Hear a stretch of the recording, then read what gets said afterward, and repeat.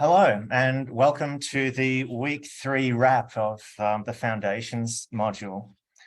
I'm Murray Lane, and this week we're joined by Nathan Bowes, who you will have noticed has been moderating the discussion forum this week. The topics of discussion this week are focused on feedback, on finding HDRs and setting goals.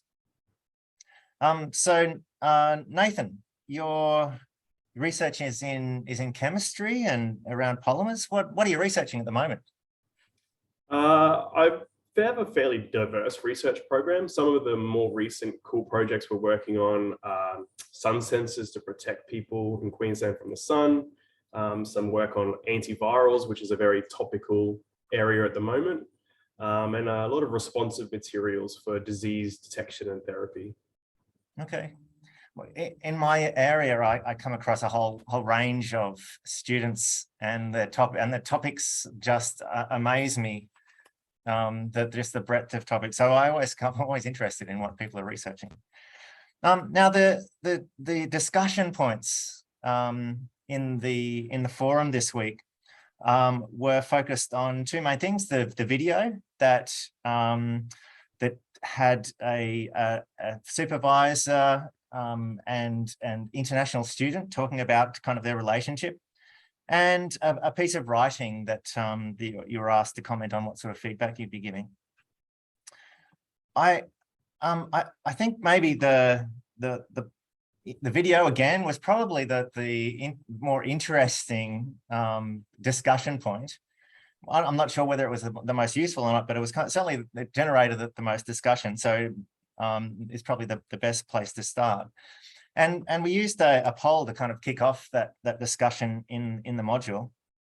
And I mean, I think you kind of mentioned, Nathan, that there might have been a little bit of controversy in the discussion. I mean, I don't mind a little bit of controversy in the discussion, particularly around these polls.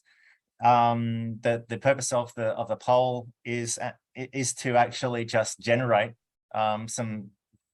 maybe polarize some views so that people can actually try and work out where they sit on an issue. And we don't always actually provide the answer that people would really like, but that actually kind of gives a good starting point, I think, for the discussion forum. Looking at the results, it's actually quite even, isn't it? It's kind of, and we've left the results in from previous groups in this as well. It's kind of this 52 to 48 saying that they would treat international students differently or wouldn't treat international students differently. So I guess that's kind of interesting in itself. But I think the kind of the upshot is, and I think it was kind of described quite well, I think by Abby early on in the discussion, this idea of equity versus equality. And Nathan, I'm just kind of wondering, I think it was brought up. I don't know that it was kind of clearly kind of defined what these two things mean and which one is really preferenced. I was just wondering if you could help me unpack these two concepts in the context of this discussion. Yeah, happy to. I think even the split, the 50-50 split on how people are answering this actually comes at the heart of this difference of equality and equity, and whether somebody approaches it from more thinking about the equality versus the equity. So I think for me, the way that I would see it is that all of our students are equal in their rights and expectations, right? They all have the same right to, being treated with respect when developing and learning while they're at QUT, having access to resources and being supported and mentored through that process. So they all have equal rights. The way that you then meet those needs to address those rights needs to be on an equitable fashion, which has to do with providing each of the students what they need to succeed in achieving those rights with the recognition that not everyone is the same. So certain people will have certain needs and strengths, and others will have completely different needs and strengths. And so actually meeting the students in each of those ways. And then the last part of that is then to remove the lens of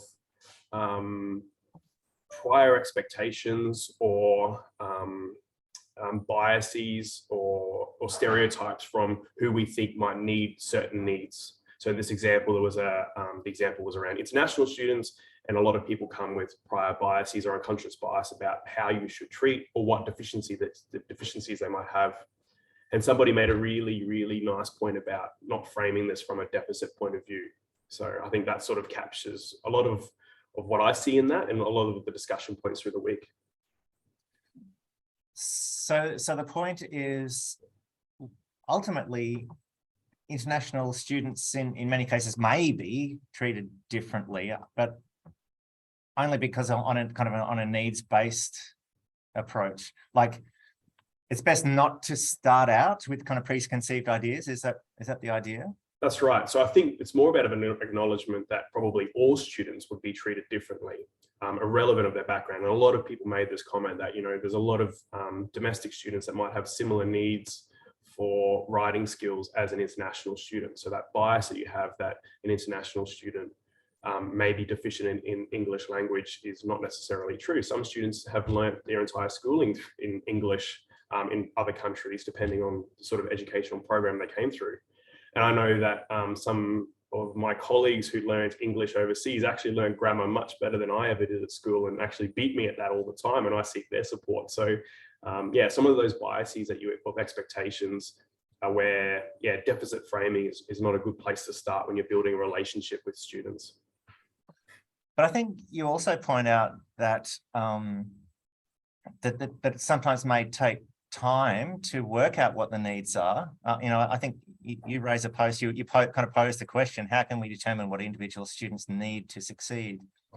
With kind of that in mind, the fact that it might take time, was the approach given in the video actually reasonable from the supervisor to initially treat the international student differently, given that they didn't actually know what the student's needs were from the start? It was only over time that as they got to know the student better, that kind of developed.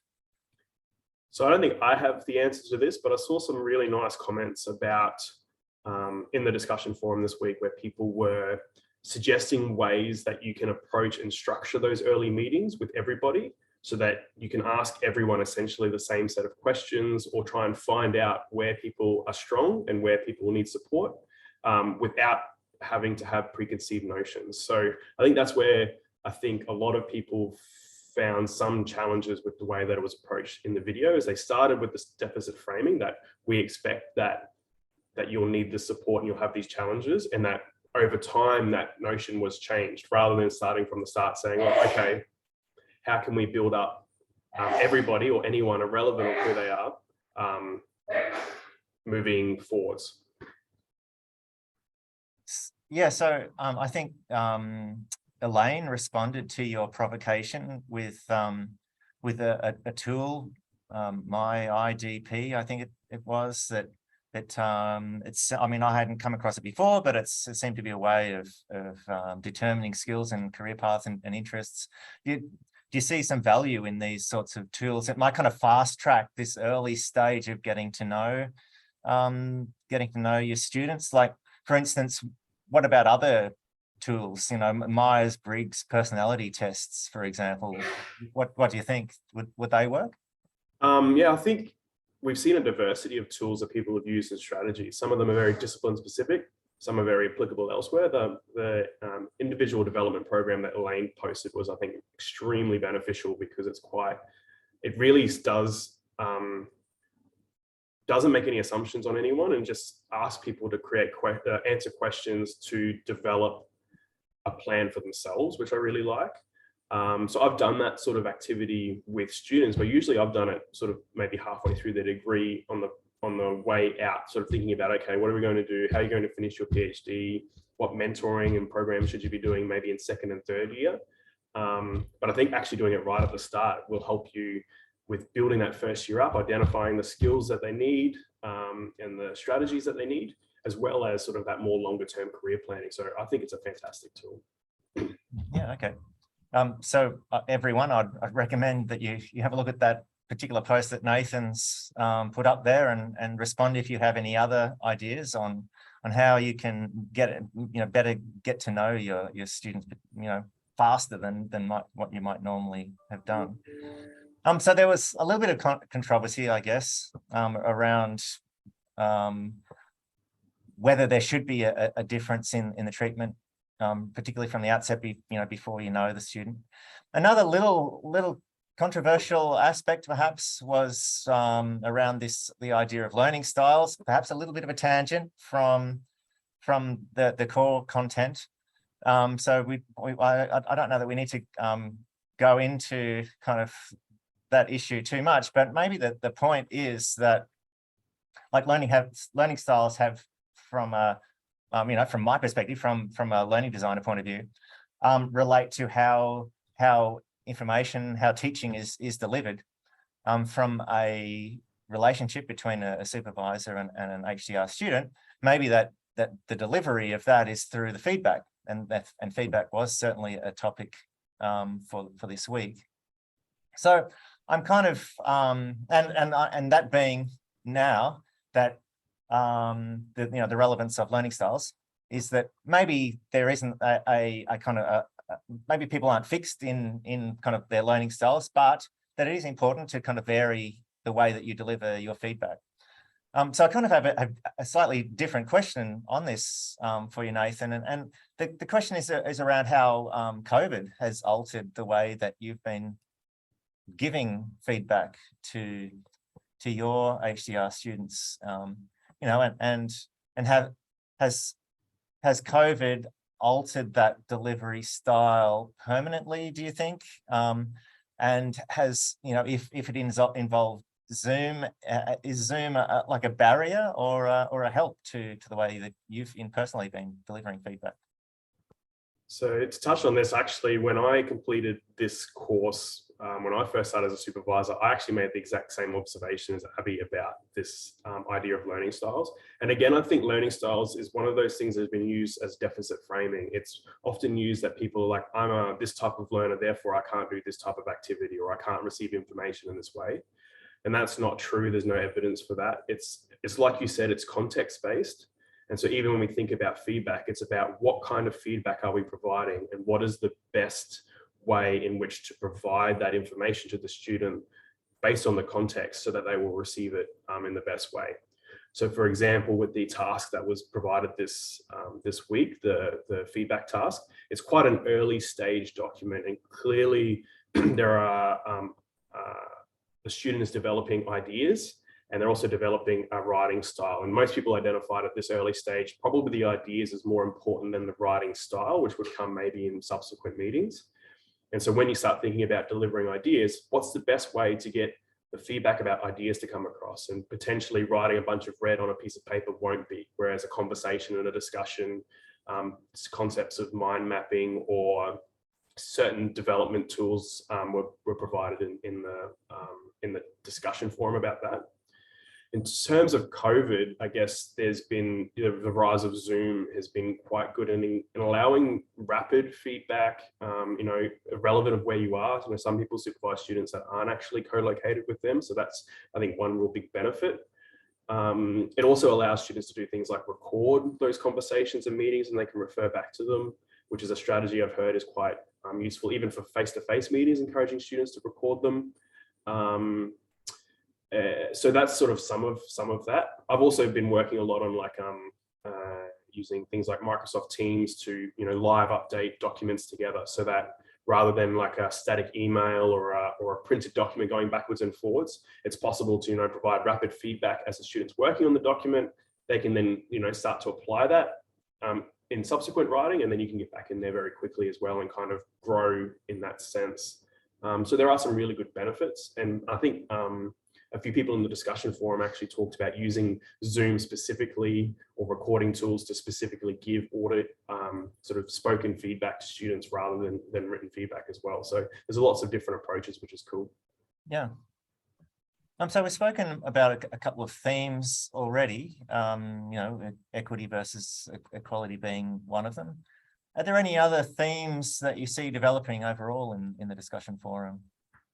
Yeah, there's a couple of really nice ones that I saw. So quite a few people in their discussion comment or in their thread start often talked about their experiences, what has worked well for them, particularly when maybe they were being supervised, or maybe in previous cases where they were being the supervisor, where they could identify where they had really successful relationships. And often I was prompting them to sort of think about, why was that successful? Why was that relationship successful? And often it would take a little while for them to really unpack why that was such a good strategy, and what they could do, how they could use that in the future.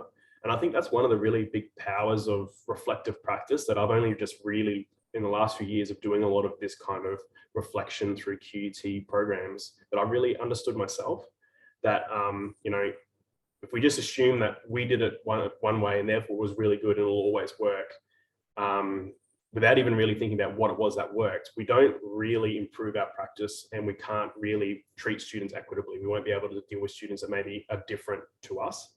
So I think that was one of the really great themes that I saw, that people were recognizing that reflection was really key. And then the other one was that when we provide feedback to students, it's really about helping the students to grow and to develop, and not to give them the answer. That was constantly coming up. And so for me, this is called building a growth mindset in students. That's what it's called in sort of psychological research. It's about rather than just giving students the answers, helping them to find the answers, helping them to develop the tools or the strategies to find the answers, and to become essentially lifelong learners.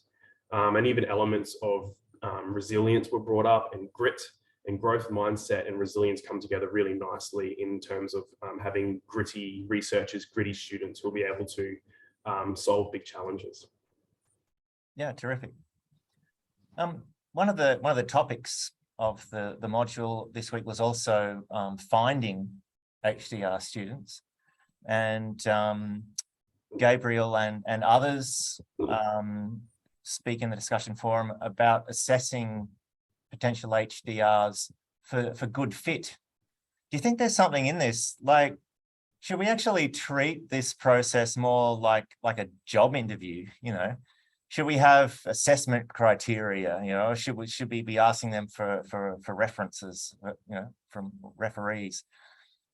Is this process, this reasonably informal process, should it be more formal? There's a balance here. So I think whether we need to have assessment criteria and all of those things, I don't know if that's necessarily key, and it's not necessarily what I think the discussion forum was getting at. I think it was more about to build that relationship. You and the student both need a really strong understanding of who each other are. So even in that video we discussed earlier, that there was not very much known about each other at the start, and that was one of the challenges of how they built their relationship. Whereas actually, if you try and do as much of that as possible before the candidature, you have a really strong understanding of what motivates each other, where your strengths are, where your interests and curiosity lie, what your goals are for the program, then that allows you to build that really strong relationship and really take off from there. So I think for me, it's more personal. It's more about everyone who's in the forum, when they go to recruit their next student, really thinking about, will this student and I form a really good relationship that will build success, rather than say a certain metric of what I think will be a successful PhD student. Yeah, cool. Now I've got two last questions for you. And the first one is, did anything surprise you in the discussion forum this time around?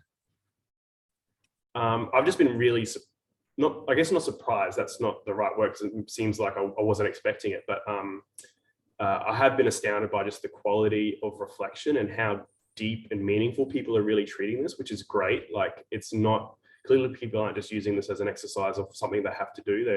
They're really developing and learning and growing. And maybe it's a case of, self-selection, those getting involved in the forum are really those that are most keen. But I hope there are some people out there that maybe came in thinking, this is just something annoying that I have to do, but actually by doing the process, they in themselves have developed a growth mindset about reflective practice in terms of supervising PhD students. Thanks. And my very last question is, what's one thing that you've learned from the discussion forum that you think you might be able to take into your own supervisory practice? I think for certain Elaine's individual development program website is something I'm definitely going to use. And also just a lot of the discussion around more structured ways of how to deal with those early stages of candidature. I take a very hands-on approach with students, and I've tried to do that myself, but it's been always sort of more ad hoc, having conversations and then sort of thinking about what might be good ideas. But maybe there's a few tools that have been discussed in the forum that I could bring into my own practice to allow students to do that on their own merit. Cool. Well, thanks so much for joining me in the video today, Nathan, and thanks also for moderating the forum in such a diligent and provocative way. It's been my absolute pleasure. And I will see you all at the same time next week for the final week 4 of the Foundations module. Talk then.